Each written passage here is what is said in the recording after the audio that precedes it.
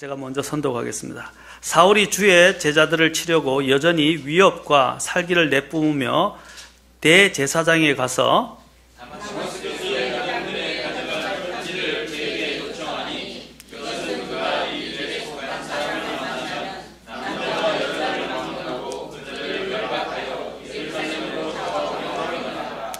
사울이 길을 가다가 다마스쿠스에 가까이 이르렀을 때 갑자기 하늘로부터 빛이 나와 그를 둘러 비추더라.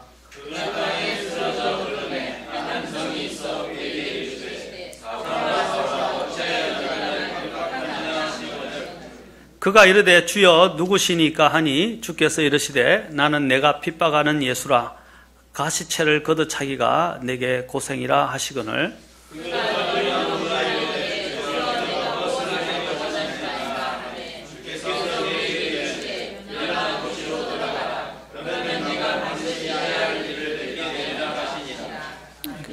기도하겠습니다. 하나님 아버지, 오늘 이 시간도 주님 앞에 나왔습니다. 주님에 대한 경배가 참으로 영과 진리로 드려지기를 원하고, 또한 이 시간을 통해서 주님께서 우리에게 말씀하시고 하신 말씀을 선포하게 저를 도와주시고 또 저를 권능으로 옷 입혀 주옵소서. 주님, 저는 아무것도 아닙니다. 주님께 모든 것을 의탁합니다. 주님의 말씀이 자유로운 행로를 쫓아 하나님의 그 권능을 가지고 돌아가서 하나님의 뜻을 이루시기를 원하오며 우리 주 예수님의 귀한 존함을 받들어 기도하옵나이다. 아멘. 앉으시겠습니다. 자, 오늘은 제가 두 가지 중에서 먼저 아마 5절과 관련된 주여 누구시니까, 오늘 여기서 두 가지 질문이 나옵니다. 주여 누구시니까 라는 질문과 6절에 보면 주여 내가 무엇을 하기 원하시나이까, 주여 내가 무엇을 하기 원하시나이까. 이 두 가지 질문은 인생에 있어서 가장 중대한 질문이다 라고 말씀드리고 싶습니다. 인간이 살아있는 동안에 인간이 태어나면서부터 해야 될 가장 중요한 두 가지 질문이 바로 이것입니다. 자기 정체성의 문제라는 것입니다. 또 자신이 살아가고 있는 삶의 목적의 문제입니다. 자, 보십시오. 내가 왜 사는가? 내가 무엇을 위해 살아가고 있는가? 과연 나는 누구인가? 나는 어디서 와서 무엇을 하고 있고 어디로 갈 것인가? 이 문제는 아무리 물어도 결코 지나치지 않는 중대한 질문들이라는 것입니다. 그러나 사람들은 이 질문에 제대로 답변을 못하고 있습니다. 내가 누구인지를 알기 위해서는 반드시 내가 내 자신을 먼저 비추어 보아야 됩니다. 그런데 그 비추어 봐야 되는데 그 비추어 봐야 될 대상이 필요하다는 것입니다. 우리가 내가 내 겉모습을 보여서 거울을 비추어 보듯이 내가 누구인지 알기 위해서는 내가 그것을 비추어 봐야 될 영적 거울이 있어야 돼요. 그 거울은 완전해야 됩니다. 성경에서는 공정한 추, 완전한 추에 대해서 이야기하는데 그것은 바로 하나님 외에는 없습니다. 만일 그 대상을 내가 만나지 못한다면, 내가 비추어 봐야 할 그 대상을 제대로 만나지 못한다면 내가 누구인지, 내가 무엇을 하고 있는지, 내가 무엇을 위해 살아가고 있는지 알 수 없다는 것입니다. 이러한 문제제기에 대해서 많은 성경의 답변들이 있지만 가장 대표적인 성경의 장이 오늘 읽었던 바로 사도행전 9장입니다. 오늘 설교 제목이 무엇이죠? 이제 두 가지인데 두 가지 중에서 하나가 주여 내가 무엇을 하기를 원하시나이까. 이 비전과 사실은 관련되어 있는 것입니다. 자, 오늘 본문에서 사울이란 사람은 예수님을 핍박한 사람이라고 말합니다. 사실 그가 예수님을 직접 핍박하지는 않았습니다. 그는 이미 주된 종교적인 사역을 그가 하고 있었을 때에는 예수님께서 이미 돌아가셨어요. 그러나 예수님께서 익히 어떤 사역을 하셨는지, 어떻게 사역하셨는지, 또 어떻게 십자가에서 돌아가셨는지 대해서는 이미 알고 있었던 사람이었습니다. 그는 예수님을 믿는 사람들을 잡아서 옥에 가두고 신문하고 심지어 죽음에 넘겨주는 그런 아주 악한 일들을 서슴없이 자행했습니다. 그의 문제가 뭐냐 하면요. 그가 하나님을 위해 자신은 굉장히 열심히 잘하고 있다고 생각하는 것이었습니다. 다분히 착각이었죠. 이것이 바로 종교입니다. 종교는 자신이 하나님을 위해서, 구원을 위해서 뭔가를 자신이 행해야 한다고 생각하는 것입니다. 그러나 하나님께서 우리에게 주신 진리는 우리가 구원을 위해서 무엇을 할 필요가 없고, 하나님께서 이미 모든 구원을 십자가 위에서 다 이루어 놓았으니까 회개하고 그 이루어 놓으신 사실을 믿고 그 이루신 분을 영접하는 것이라고 말합니다. 이것을 영어로 우리가 이야기할 때 두 가지로 이렇게 이야기합니다. 하나는 done gospel, 바로 모든 것이 이루어진 복음이냐, do gospel, 무언가를 해야 하는 복음이냐 하는 것입니다. 여러분, 일반 종교들은 로마 카톨릭이나 일반 종교들은 do 복음을 가르칩니다. do가 뭡니까? 뭔가를 구원을 얻기 위해서 행해야 한다라고 가르칩니다. 인간이 뭔가 몫을 해야 되고, 인간이 열심히 선을 행해야 되고, 인간이 행위를 짜내야만이 구원에 이룰 수 있다고 가르치는 것입니다. 그것은 행위 복음이에요. 그러나 성경은 done, D-O-N-E 해서 done 복음을 가르칩니다. 이것은 뭐냐면 이미 모든 것이 다 이루어졌고, 그 이루어진 그 기초 위에 우리는 뭡니까? 그것을 선물로, 그 이루어진 모든 선물을 믿음으로 받아들이기만 하면 다 이루어진다는 사실입니다. 그것이 바로 done 복음, do 복음의 차이라고 할 수 있습니다. 다른 종교나 로마 카톨릭은 이 do 복음을 가르칩니다. 그러나 기독교의 진리는 이 모든 것이 다 이루어졌다, done 복음을 가르칩니다. 예수님께서 십자가에서 돌아가실 때 모든 것이 다 이루어졌다라고 말씀해요. It is finished. 모든 것이 다 이루어졌다라고 말씀하셨습니다. 이미 하나님께서 십자가에서 예수 그리스도의 죽음을 통해서 다 이루어 놓으셨기 때문에 그 사실을 믿고 그 이루어 놓으신 분을 믿으라는 것입니다. 이것이 바로 아까 그 두 개의 차이입니다. 그러면 죄 용서, 영생, 심판에서의 구원, 하나님의 자녀가 되는 것, 이 모든 것을 예수 그리스도의 죽음과 부활을 통해 다 이루어 놓으셨다는 것입니다. 종교는 구원을 얻기에 어떻게 해서든지 무엇을 하라고 가르칩니다. 그러나 예수님께서 다 이루어 놓으신 것을 믿고 그분을 영접하면 그분께서 내게 능력을 주시고 내가 할 수 없던 것들을 하게 해주신다는 것입니다. 여기 보면 이 사도 바울은 바로 아까 두 복음의 대표적인 사람이었다고 할 수 있습니다. 그는 굉장히 종교적이었다는 사실입니다. 어떤 사람이 예수님을 믿으라고 하면 뭐라고 하냐면 아직 내가 준비가 안 됐어요. 예수님을 믿기 전에서 내가 좀 똑바로 돼야 될 것 같아요. 내가 좀 잘 이렇게 되면 그때 가서 예수님을 믿겠습니다. 또 예수님을 믿으면 담배도 끊어야 되고요, 술도 끊어야 되고요, 또 내가 하고 있던 것들을 다 이렇게 많이 하지 못하게 되는 경우도 있고, 지금 제 의지로는 이것이 안 될 것 같습니다. 제가 똑바로 되고 난 다음에 예수님을 믿겠습니다 라고 이야기하는 사람들이 있어요. 그건 잘못 생각한 것입니다. 언제 똑바로 돼요? 인간은 굽어져 있고, 인간은 죄 가운데 태어나고, 인간은 결코 똑바로 될 수 없습니다. 스스로는 구원할 수도 없고 스스로 똑바로 될 수가 없어요. 나중에 그가 똑바로 돼서 하나님 앞에 가게 될 때는 그가 천국으로 가지는 않지만 하나님 앞에 그 영이 가게 될 때는 그는 관에 들어가서 똑바로 누워서 가게 될 것입니다.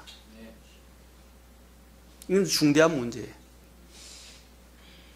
언제 똑바로 되냐는 거죠. 지금 아까도 말씀드렸지만 예수님을 영접하고 구원을 받으면 그 예수님의 생명의 권능이 내게 들어와서 나를 변화시킵니다. 내가 할 수 없었던 죄를 끊게 만들고 내가 할 수 없었던 부분들을 변화시켜서 바꾸어 주십니다. 내게는 그런 능력이 없어요. 일반 세상 사람들은 뭐 일시적인 몇 가지는 할 수 있지만 내 인간 자신들을 개조시키거나 변화시킬 수 없어요. 하나님의 말씀, 하나님의 생명만이 내 안에 들어오게 될 때 내가 완전히 변화될 수 있습니다. 그래서 누구든지 그리스도 안에 있으면 다 모든 것이 다 새롭게 되고 새로운 피조물이라고 말하겠습니다. 이전 것은 지나갔으니 모든 것이 새롭게 된다고 말씀하고 있습니다. 새로운 피조물이 되는 거예요. 완전히 달라지는 거예요. 그냥 체인지가 아니라 성경에서는 트랜스폼이라고 이야기합니다. 이 말은 뭐냐면 완전히 변화되는 거예요. 안에서부터 완전히 새롭게 변화되는 거예요. 외적인 것만 여러분 포장해서 겉만 바꾼다고 해서 됩니까? 건물이 낡아서 무너지기 직전인데 그 겉모양만 이렇게 싹 포장해서 신건물처럼 보인다고 해서 그 건물이 지탱할 수 있습니까? 아닙니다. 아예 다 부숴서 내부부터 다시 기초 공사를 해서 싹 세워야 됩니다. 골격부터 갖춰서. 바로 그 하나님의 그 생명의 복음의 능력이 바로 우리를 그렇게 바꿀 수 있다는 사실입니다. 바로 그렇게. 예수님을 믿으면 예수님께서 내 안에서 역사하시는 거예요. 그리고 나를 변화시키는 거예요. 내가 내 스스로 변화시켜서 예수님한테 갈 수 없고 예수님을 영접하고 예수님의 능력을 받게 되면 그 예수님이 나를 변화시켜 가는 것입니다. 이것이 아까 이런 두 복음 같던 복음의 차이예요. 이 사도 바울은 바로 그런 면에 있어서 굉장히 종교적이고 그는 행위로 하나님 앞에 의롭게 되기를 원했습니다. 그래서 그는 바리새인 중에 바리새인이었고 가장 사람들 보기에는 겉보기에는 어려운 자였어요. 그러나 그의 내면은 잘못되어 있었고 하나님을 알지도 못했고 오히려 자신의 의로 자신의 영광을 구했던 사람이었다는 사실입니다. 유대인의 종교를 신봉했고 열심이었지만 그는 자신이 믿고 있던 유대인의 하나님이 참 하나님이라고 잘못 생각하고 하나님께서 계시고 보여주신 예수님과 그분의 교회를 핍박했습니다. 그러다가 그가 많은 그리스도인들을 결박하여 예수님 예루살렘으로 잡아오려고 대제사장에 가서 그런 권한을 요청해서 그 권한을 부여받게 되었습니다. 그리고 그 부여받은 권한을 가지고 어디로 가고 있었어요? 지금 또 교회를 핍박하려고 여기 보니까 3절에 보니까 다마스쿠스로 가게 되었다고 말하고 있습니다. 그가 다마스쿠스로 가던 길에 그때 하늘에서 갑자기 빛이 나오면서 한 음성을 듣게 되었습니다. 그때 주님께서 이 사울에게 나타나셔서 질문을 합니다. 뭐라고 질문합니까? 뭐라고 질문하고 있습니까? 사울아, 사울아, 어찌하여 내가 나를 핍박하느냐? 사울아, 사울아, 어찌하여 내가 나를 핍박하느냐? 그 이야기를 듣고 그가 9장 6절에 보면 사도 바울이 어떻게 했습니까? 사울이었죠. 구원받게 되는 사울이 떨며 주님께 물었습니다. 그렇죠? 자, 그가 먼저 물었던 것은 무엇입니까? 주여 누구시니까? 근데 두 번째는 뭐라고 물었습니까? 떨면서 내가 무엇을 하기 원하시나이까? 저와 여러분의 인생에서도 이 두 가지 질문을 반드시 주님 앞에서 해야 합니다. 첫 번째는 뭐냐면 내가 무엇을 하기를 전에 먼저 물어야 할 것은 주여 누구시니까? 주여 누구시니까 하고 물어야 한다는 것입니다. 여러분 구원받지 않은 사람들이 해야 할 질문이 바로 이것입니다. 주여 누구시니까? 오늘 바깥에 나가면 많은 사람들이 예수님에 대해서 듣습니다. 그 예수님에 관해서는 듣고 익히 잘 알고 있지만 그 예수님을 인격적으로 만난 사람은 아주 적습니다. 오늘 교회도 나간 사람들이 보면 교회에 보면 예수님에 대해서 너무 많이 알아요. 잘 알아요. 성경에서 배워서. 그러나 그 예수님을 진짜 인격적으로 만난 사람은 너무 적다는 것입니다. 주님께서 누가복음 18장 8절부터 10절에서 말씀하셨습니다. 인자가 세상에 올 때에 이 세상에서 뭡니까? 믿음을 찾아볼 수 있겠느냐? 진짜 구원받고 믿음을 찾은 사람은 적다는 것입니다. 주님은 좁은 길이라고 말씀하셨고 협착한 길이라고 말씀하셨어요.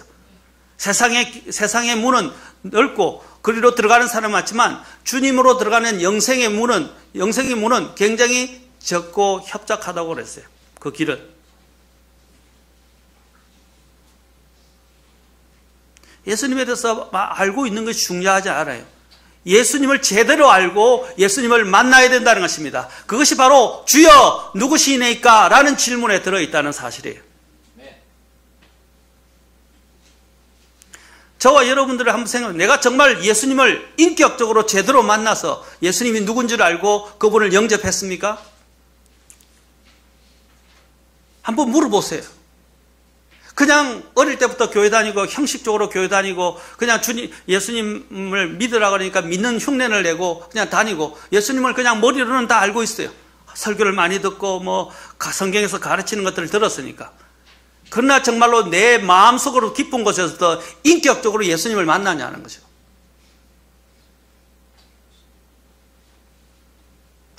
온 교회마다 밖에 나가면 십자가를 볼 수 있고 성경 문구들이 곳곳에 있고 성경 액세서리들이 널려 있고 그러나 많은 사람들이 많이 이야기하고 회자되지만 정작 그분이 참으로 누구인지를 아는 사람은 적다는 것입니다.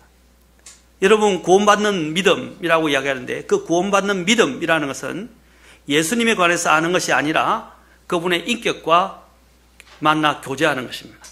아무리 예수님에 대해서 많이 듣고 많이 알고 있고 그분의 행적에 대해서 많이 알고 있다 할지라도 그분을 인격적으로 만나지 못한 사람들을 그것은 주님을 제대로 모르는 사람입니다.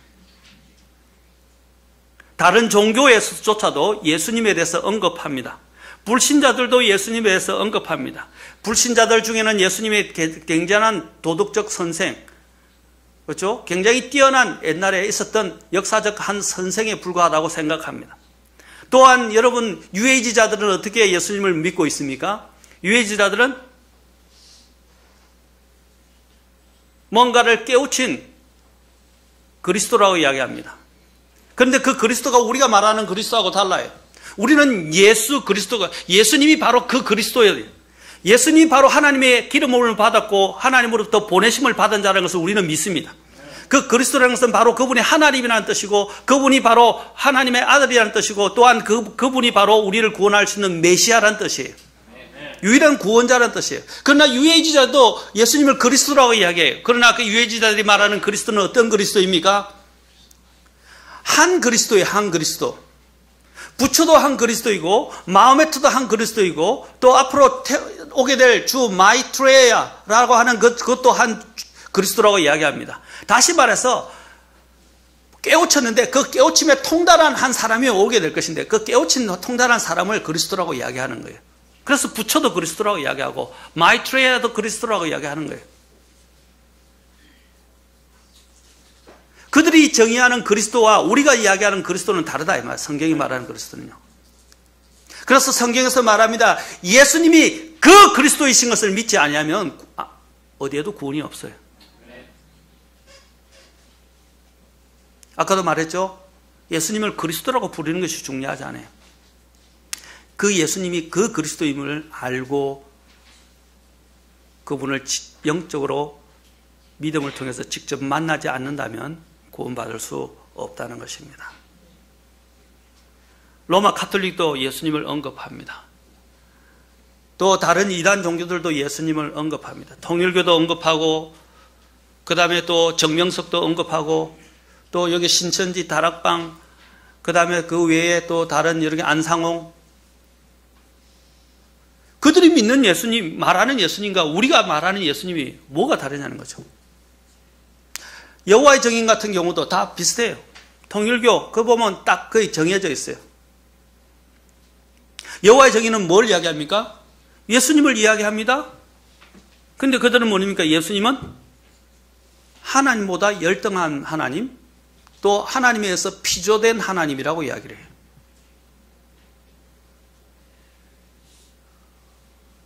예수님은 그 하나님이에요? 피조된 하나님이에요? 여러분, 이 대단히 중요한 문제예요. 어떤 예수를 말하느냐 하는 것입니다. 어떤 예수를. 예수님은 피조된 하나님의, 그분이 하나님의 본체예요. 그분이 하나님의 형상이세요. 지금 여러분들은 이미 알고 있다고 생각하고 믿고 있다고 생각하니까 그것이 답변이 쉽다고 생각하죠. 그런데 얼마나 많은 사람이 여호와의 증인에 있어요. 몰몬교는 뭐랍니까? 미가엘 천사나 가브리엘 천사, 미가엘 천사와 같은 동급의 사람으로 취급을 한단 말이에요. 동급의 그 영적 존재로.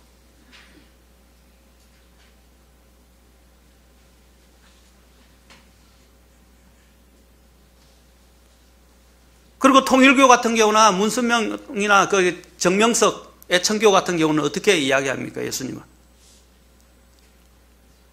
예수님이 계셨을 때는, 지상에 계셨을 때는 그리스도였는데 예수님이 십자가에서 실패하고 그 그리스도의 영이 떠나갔다는 거죠.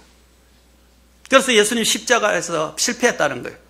그 떠나간 주님의 그 영이 누구에게냐면 그 영이 바로 문선명이나 정명석에게 임했다는 거예요. 그래서 자기 자신들이 그 예수님 그리스도의 영이 자기들에게 왔기 때문에 자기들이 재림주라고 이야기하는 거예요. 자, 그리스도를 어떻게 보고 있어요? 그리스도와 예수님을 분리시키고 있어요. 예수님이 그 그리스도예요.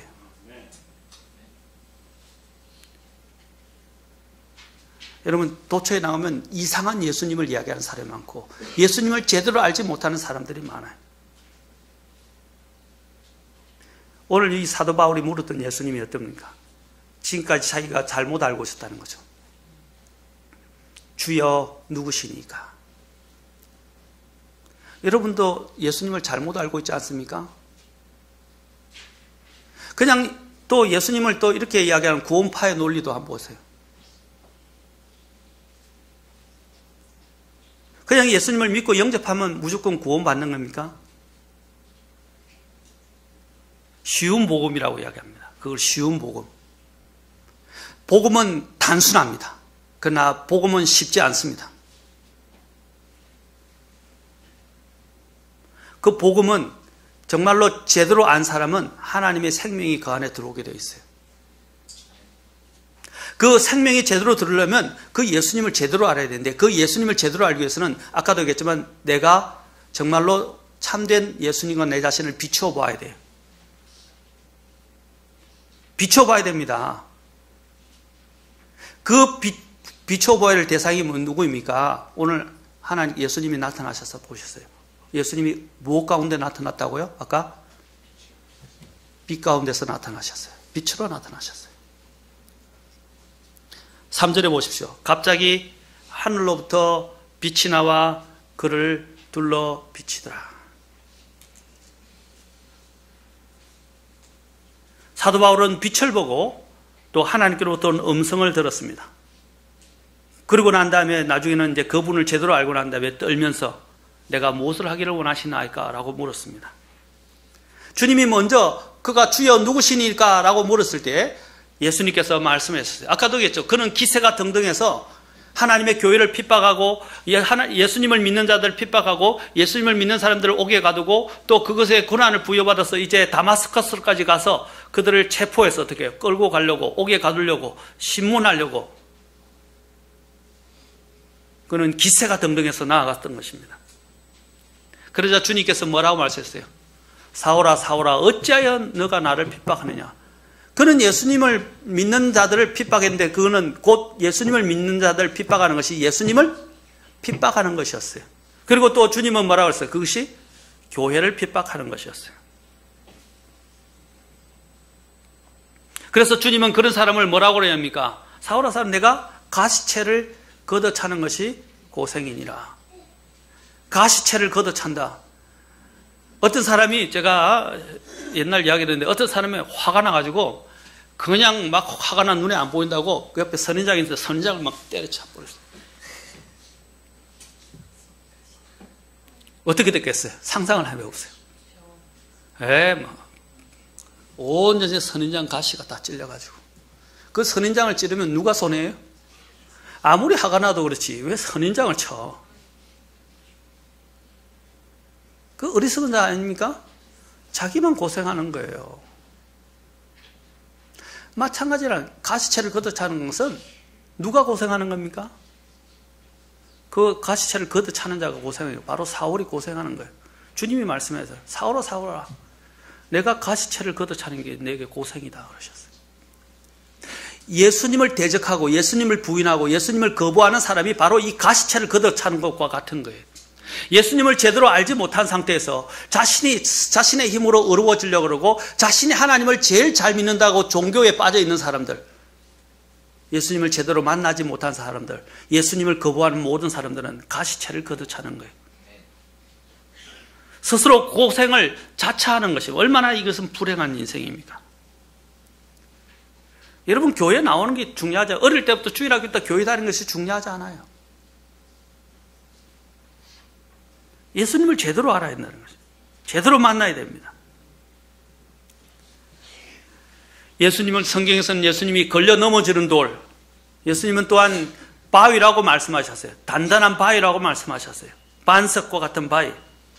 그것은 뭘 말하는 것입니까? 그 돌은 뭡니까? 돌에 떨어지면 돌이 깨지는 게 아니라 내가 박살나는 거예요. 그 돌은 절대로 진리 불변을 이야기하는 것이고 절대 부서지지 않는 것을 이야기하는 것입니다. 그 바위는요, 바로 하나님이신 예수님을 이야기합니다. 영이 보십시오. 그가 먼저 빛을 보게 되는데 이 빛과 관련해서 우리가 한번 생각해 봅시다. 영이 어두운 가운데 죽어 있는 영을 가진 인간 자신은 자신이 어디로 가는지 알지 못합니다. 사람들은 다 자신이 어디로 가는지 몰라요. 그게 바로 어둠에 쌓여 있기 때문입니다. 저도 밤에 화장실 가려고 가면 핸드폰을 요즘은 좋아서 핸드폰이 많이 핸드폰 불을 켜서 가는 경우가 많아요.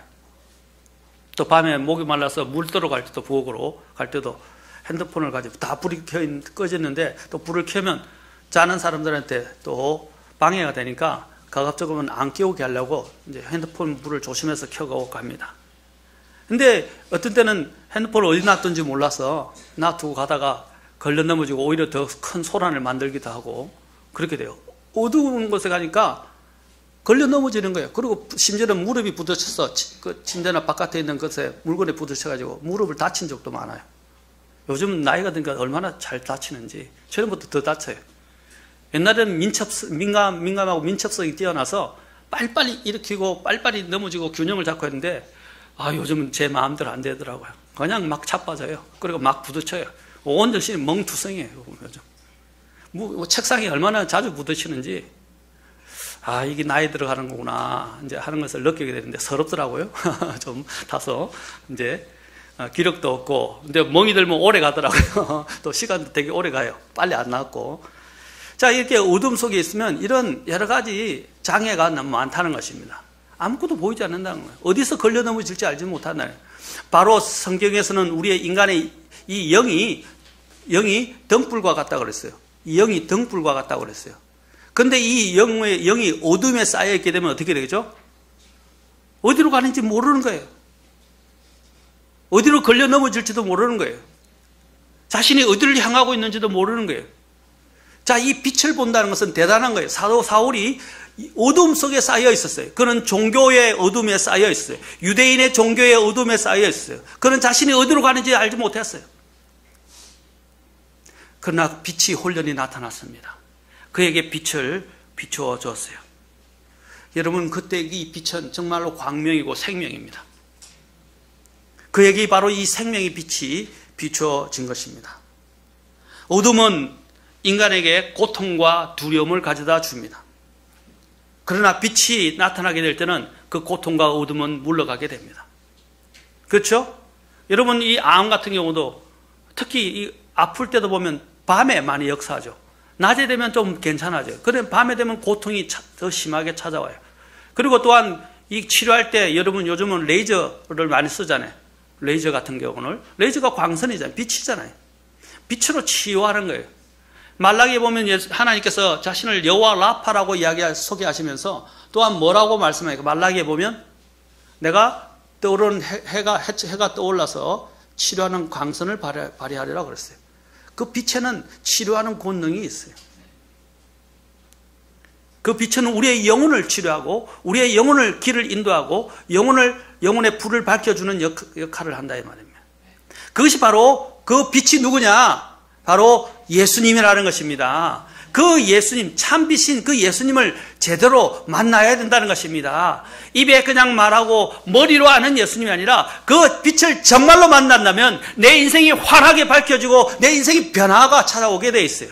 그리고 내가 어디로 가는지 분명한 목적을 깨닫게 된다는 사실입니다. 요한복음 1장으로 한번 갑시다. 요한복음 그래서 1장에 제일 먼저 우리가 제일 복음을 전하는데 제일 많이 사용하는 것이 요한복음인데 요한복음에서 그래서 예수님에 대해서 어떻게 이야기하고 있어요? 제일 먼저 이야기하는 게 이거 아닙니까? 예수님이 누구인가? 그 예수님이 누구인가를 여기서 이야기하고 있습니다.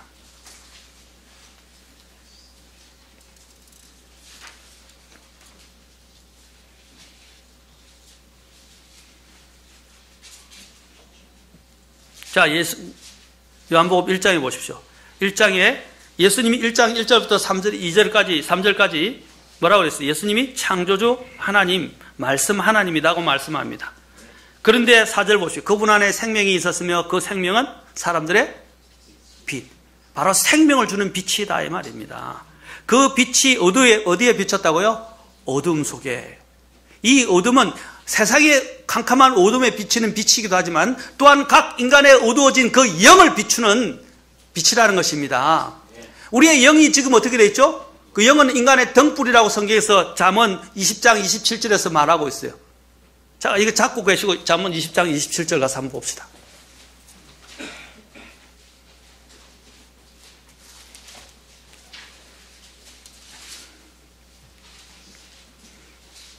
자, 20장 27절. 사람의 영은 주의 등잔불로서 뱃속의 모든 부분을 살피느니라. 사람의 영은 주의 등잔불이라고 그랬어요. 그런데 구원받지 않은 사람들은 어떤 사람입니까? 예수님을 알지 못하는 사람, 예수님을 만나지 못한 사람들은 그 영이 칠흑 같은 어둠에 쌓여 있다는 것이에요. 곧 왜냐하면 그 영이 죽어 있기 때문에. 그래서 반드시 거듭난다라, 다시 태어나야 된다는 말이 뭡니까? 거듭나 다시 태어나게 될 때 그 죽었던 영이 살아나면서 빛이 발하기 시작한다는 거예요.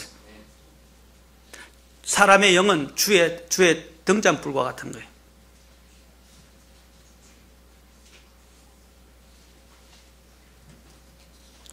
그 예수님을 요한복음 1장 다시 가서 보세요.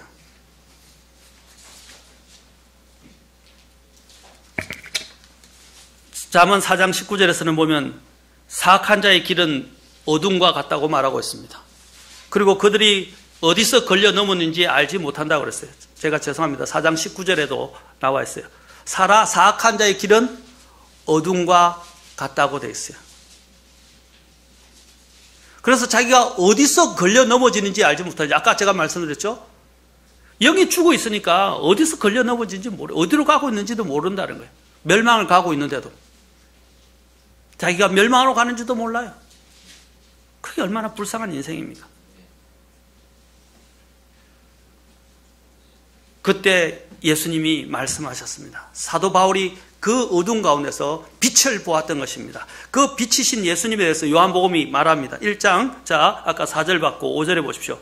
그 빛이 어둠 속에 빛이 돼 어둠이 그것을 깨닫지. 왜? 영이 죽어 있으니까.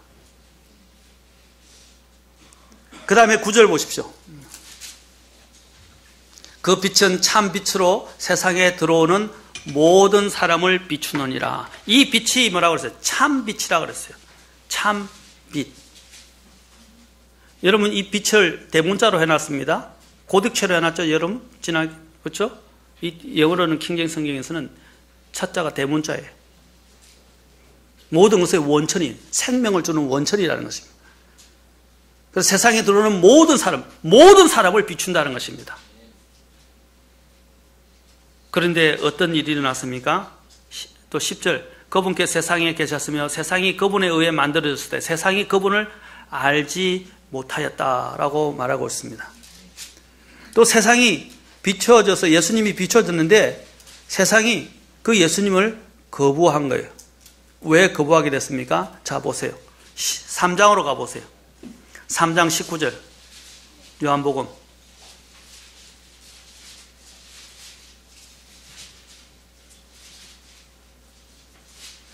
(3장 19절에서) 뭐라고? 정죄는 이것이니 곧 빛이, 바로 그 생명의 빛이죠. 빛이 세상에 왔을 때 사람들이 뭐라고요? 자기 행위가 악함으로 빛보다 어둠을 더 사랑한 것이니라. 그래서 이는 악을 행하는 자마다 자기 행위를 책망받을까 염려하여 빛을 미워하고 또 빛으로 나오지 않기 때문이라. 자, 21절. 그러나 진리를 행하는 자는 빛으로 나오나니 이것은 자기 행위와 또 그 행위가 하나님 안에서 이루어졌음을 나타내려 함이라. 그 하나님 안에서 나타내지게 되는 게 뭡니까? 예수님을 믿고 영접하게 할 때, 예수님을 제대로 만날 때 된다는 거예요.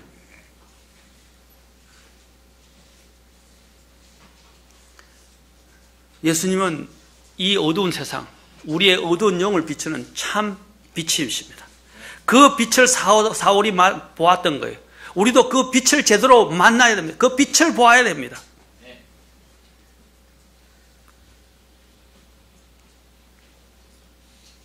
그래서 예수님께서 말씀하셨어요. 내가 곧 길이요 진리요 생명이니 나로 말미암지 아무도 아버지께로 올 자가 없다고 말씀하셨어요. 사도행전 4장 12절에서는 이 하늘 안에서 구원을 받을 만한 다른 이름을 주신 적이 없다고 그랬어요. 그것이 바로 예수 그리스도라고 그랬어요. 예수 그리스도 외에 다른 구원이 있다고 성경은 말해요. 그래서 기독교는 배타적일 수밖에 없어요. 다른 종교는 각자마다 자기 길이 있고 다 자기가 하나님께로 간다 하지만 성경은 하나님은 분명히 말하기에 인간의 의로운 자신의 행위로는 절대로 구원받을 수 없다고 말하고 있습니다. 예수님을 만나야 됩니다. 빛이신 예수님을 만나야만이 내 영이 살아나게 되고 내가 빛 가운데서 이제 생명을 향해서 걸어가게 되는 거예요. 예수님이 요한복음 11장 25절과 26절에서 말씀하셨어요. 나는 부활이요 생명이니 나를 믿는 자는 죽어도 살 거고 살아서 믿는 자는 영원히 죽지 아니하리라. 내가 이것을 믿느냐? 예수님이 뭐라고요? 부활이요 생명이라고 말씀하셨어요. 그런데 문제는 예수님께서 자기 백성 먼저 유대인에게 오셨는데 그 백성이 그분을 영접하지 않았다는 사실입니다. 여러분 이 빛을 보셨습니까? 정말 예수님을 인격적으로 만나셨습니까? 그 예수님 만나면 여러분의 어둠이 밝아지게 돼요. 여러분 밝음 속에는 사람이 평온함이 있어요. 그리고 평안이 있고 또한 굉장히 안정감을 느끼게 되어 있어요. 그 하나님의 빛이 저와 여러분의 마음속에 들어오도록 자신의 죄를 회개하고 예수님을 영접하셔야 됩니다. 그냥 형식적으로 혀로 말하는 것이 아니라 마음으로부터 말입니다. 로마서 10장 9절과 10절에서는 뭐라고 말씀하고 있습니까? 로마서 10장에서는 그 예수 그리스도를 죽은 자 가운데서 살리신 것을 하나님께서 살리신 것을 내 마음속으로 믿으면 머리로가 아니라 입술로가 아니라 마음속으로 믿으면 구원을 받으리니 라고 그랬어요. 마음으로부터 믿는 거예요. 정말 여러분이 마음으로부터 예수님을 내가 죄인이고 내 죄로 인해서 내가 죽을 수밖에 없고 그러나 하나님께서 나를 사랑하셔서 예수님을 보내셨고 그 빛을 보내셨고 그 빛을 내가 받아들이게 될 때 빛이신 예수님을 받아들일 때 내 안에 빛이 들어오기 시작하고 내가 어둠 속에서 이제 온전한 어디로 향하는지 알게 된다는 것입니다. 그 빛은 생명의 빛이에요. 여러분 이 빛을 보셨습니까? 여러분의 영혼의 어두움은 예수님의 이 빛을 통해서 밝혀지셨습니까? 비춰졌다고 확신하시는 분이 과연 몇 명이나 될까? 저희 교회는 제가 대부분 다 됐다고 믿습니다. 제가 다시 한번 이야기하지만 교회를 오래 다닌 것, 주일학교 때 어릴 때 모태신앙 그 중요하지 않아요. 엄마가 본 것과 내가 본 것은 다른 문제예요. 하나님 앞에 구원받는 것은 개인적인 거예요. 부모가 나를 구원시켜주는 게 부모가 목사라 할지라도 집사라 할지라도 그건 소용없어요. 내가 인격적으로 예수님을 직접 만나야 됩니다. 그 다음에 또한 사도 바울은 예수님의 음성을 들었습니다. 음성. 요한복음 8장 아까 우리가 사도행전을 보십시오. 그가 또 하늘로부터는 음성을 들었다고 말하고 있습니다.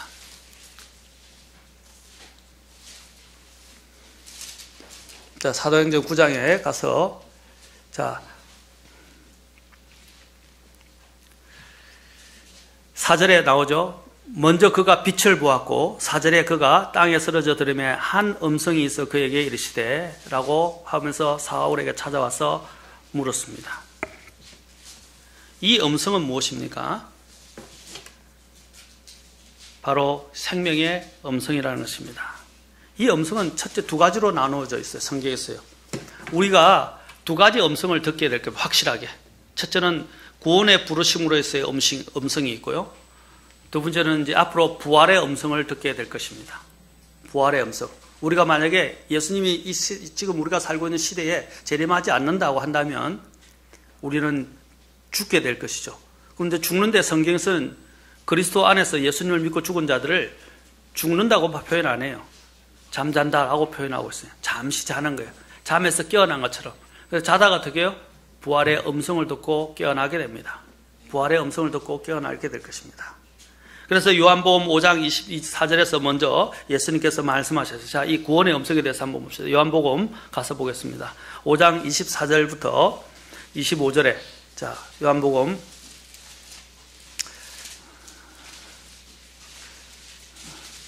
여러분 세상에서 어떤 강의를 들을 때는 눈이 반짝반짝하고 예? 공부하는 데는 막 길을 열고 직장 승진 때문에 토익 공부하고 공부하고 시험 치고 또 직장에서 승진하기 위해서 또 이거 요구하는 자격증 시험 치고 또 학교에 들어가기 위해서 시험 치고 하는 데는 막 강의를 막 열불을 켜고 공부를 하면서 이상하게 하나님 말씀만 들으면 잠을 자는 사람들이 있어요. 여러분 조는 것도 한두 분이지 계속 자면요 그 마귀가 역사하는 거예요. 인간의 본성이 약해서 잘 수도 있어요. 근데 주님께서 베드로에게 뭐라 했어요? 사탄이 너를 밀가부르듯, 그렇죠? 밀가부르듯 너를 삼키려고 한다고 말씀하셨어요. 그건 뭐냐면 바로 사탄이 그를 계속 책동하고 붙잡아가는 거예요. 사탄에게 지지 마세요. 자, 오늘 여기 보면 예수님께서 요한복음 5장 24절부터 25절에서 말 진실로 진실로 내가 너희에게 이르노니 내 말을 듣고 나를 보내신 분을 믿는 자는 영존하는 생명이 있고 또 정죄에 이르지 아니하리니 사망에서 생명으로 옮겨졌느니라. 내 말을 듣고 라고 했어요. 그러면서 5장 25절에서 말씀하십니다. 같이 읽겠습니다. 시작. 진실로 진실로 내가 너희에게 이르노니 죽은 자들이 하나님의 아들의 음성을 들을 때가 오고 있는데 곧 지금이라. 듣는 자들은 살리라.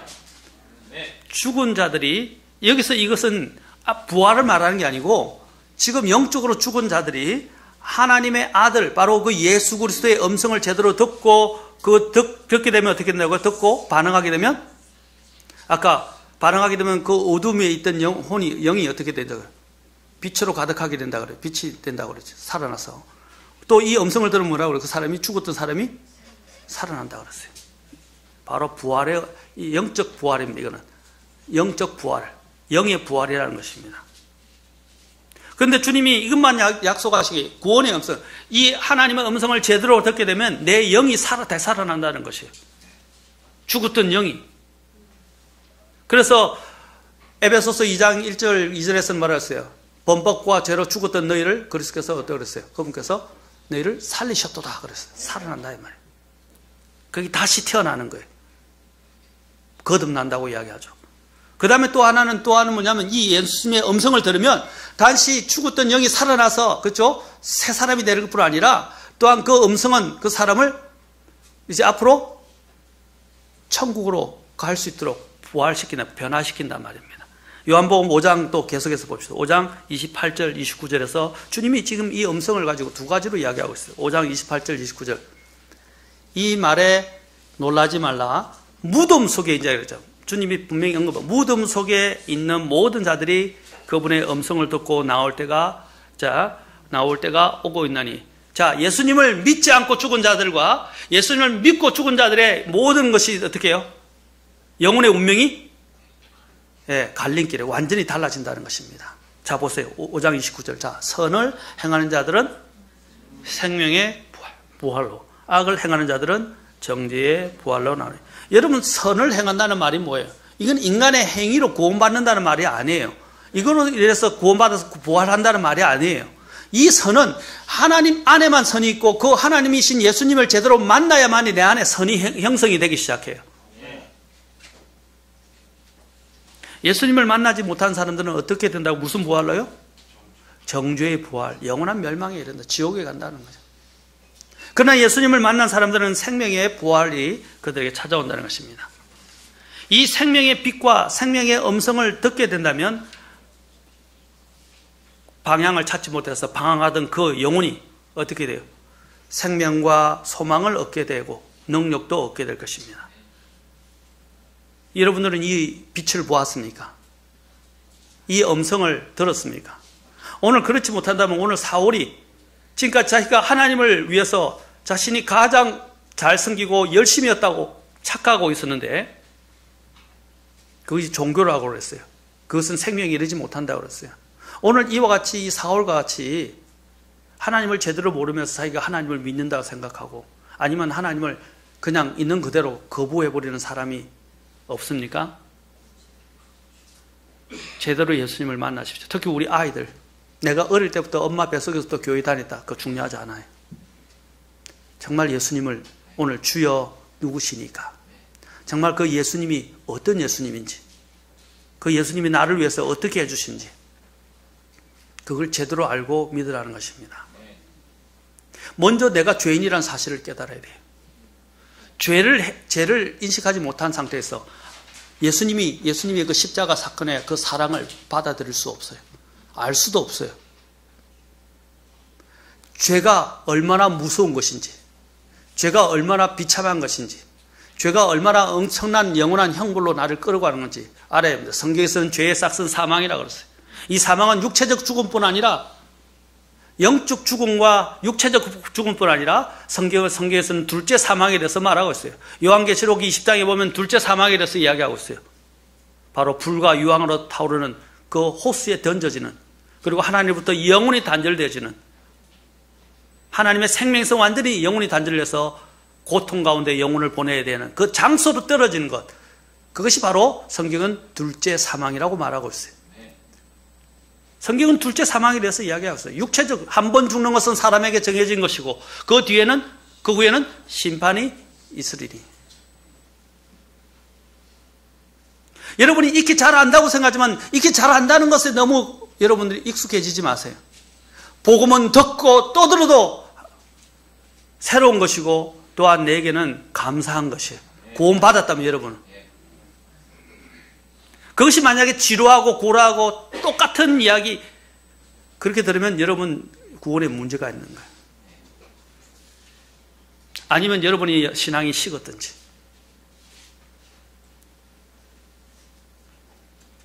예수님을 제대로 만나십시오. 예수님은 단지 그냥 인간 예수 그리고 단지 종교적 서성이 아닙니다.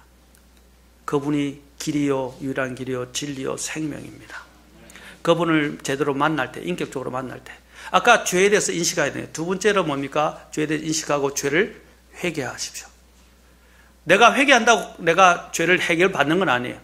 먼저 내 죄에 대해서 뉘우치고 잘못을 알고 그 죄를 용서하실 수 있고 그 죄를 이미 2000년 전 십자가에서 자신이 대신 죄가 없으신데도 죽어주셨다가 부활하신 그 예수님을 영접하게 될 때 그 죄의 용서가 나한테 임하게 되는 거예요.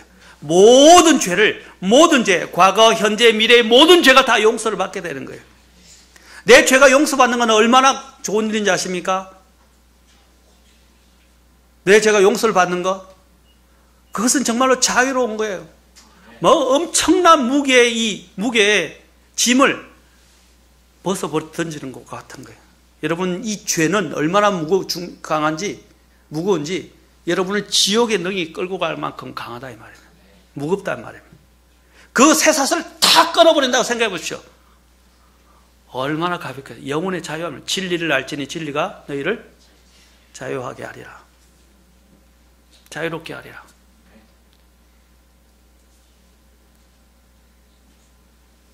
그 예수님을 제대로 만나야 됩니다.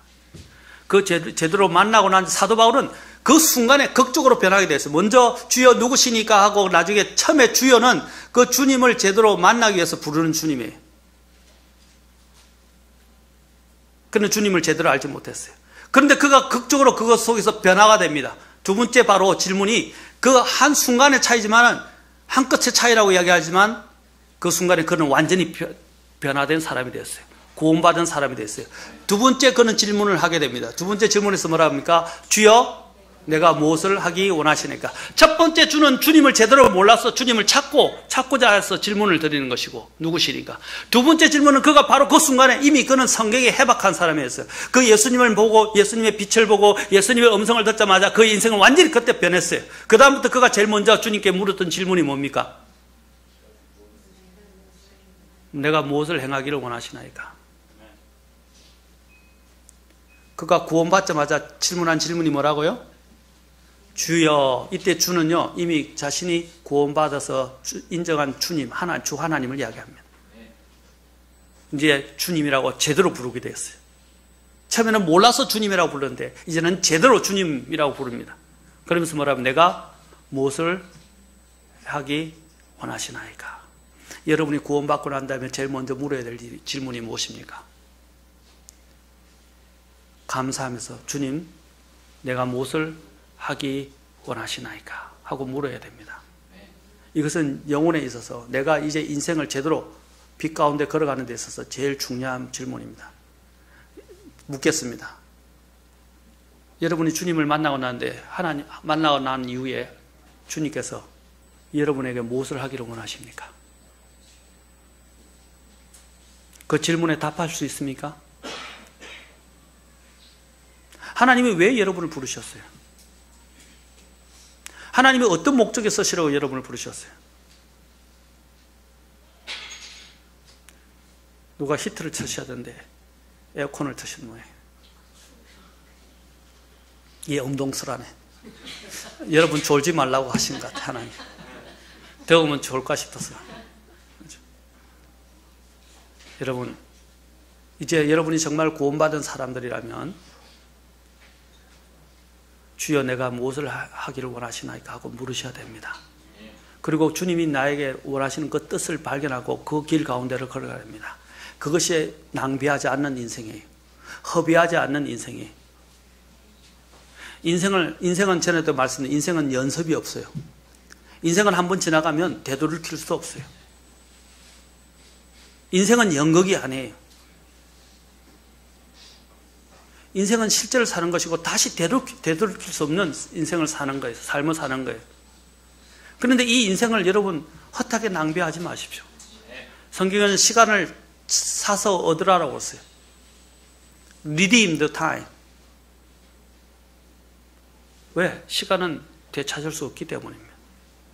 점점점 우리는 주님을 만나서 해명해야 될 때가 옵니다. 아까 주님을 만나 주님의 음성을 들을 때 부활의 음성으로, 정죄의 음성으로 이제 듣게 될 것인데, 부활의 음성으로 듣게 될 때도 여러분을 부활하게 됐을 때 주님 앞에 서서 이제 구원을 받아서 천국에 가지만 주님 앞에 섰을 때 이 땅에서 어떻게 인생을 살았느냐, 누구를 위해서 살았느냐, 목적에 맞게 살았는지 하나님께서 그것에 대해서 물으실 것이고 그것에 대해서 해명해야 할 것이고, 그 해명한 것에 따라서 주님은 또한 영혼의 상속과 유업을 결정하실 것입니다.